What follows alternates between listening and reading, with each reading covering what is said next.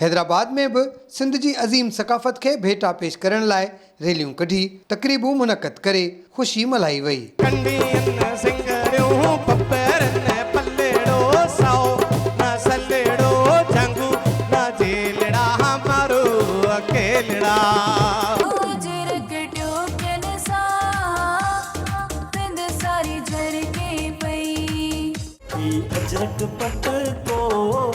सिंध जो शान आहे पायले संग मंदो जो दो सिंधी जोन आहे सिंध जे लाए ढियूं मरूं प्या।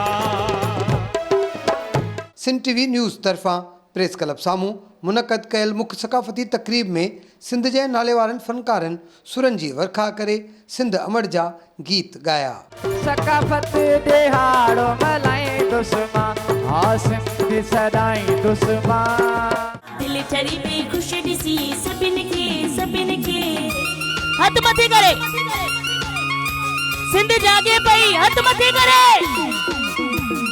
मुख्य सकाफ़ती तकरीब में शहरीन रैलियुनि जी सूरत में शिरकत कई जॾहिं त शहरी पंहिंजे घर भातियुनि सां गॾु शरीक थिया जिन में औरतुनि जो बि वॾो अंग मौजूद हो।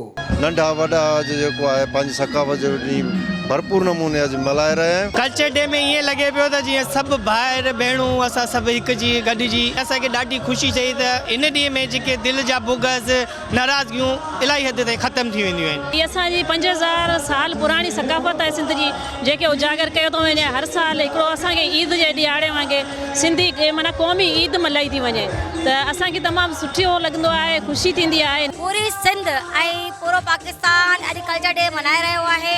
Happy culture day. दुआ मेमण, माशूक खोखर, यासिर शेख, दानिश मंज़ूर, मास्टर अमीन लाशारी, साइमा सहर ऐं ॿियनि गीत गाए सभिनी खे झुमाए छॾियो जॾहिं त मासूम निंगरी हलीमा चांडियो बेत ॿुधाए तमामु घणी दाद हासिल कई। प्रकार त तुंहिंजा पधरा थी पिया हाणे सभई तोखे सम्झी विया आहिनि हिन मज़लूमनि ते बम धमाका अड़े कातिल तो त कया आहिनि वाट वींदड़ वाट हड़ियुनि जा कई बचड़ा क़त्ल थिया आहिनि इहे हक़ हड़ाई तोखां वठणा पवंदा टंग पो तोखे हाणे फाहे हीअ सिंध असुल खां आहे असांजी ॿिए कंहिंजी का मिल्कियत नाहे। सिंध टीवी नेटवर्क तरफ़ां मज़हबी भाईचारो असांजी सकाफ़त ऐं सिंधू दरिया असांजी मईशत जे सिरे हेठि मल्हायल हिन सकाफ़ती तकरीब में शहरियनि सकाफ़ती वेस वॻा पाए झुमरियूं हणी ख़ुशी जो इज़हार कयो। कैमरा टीम सां गॾु फ़हीम बबर, सिंध टीवी न्यूज़ हैदराबाद।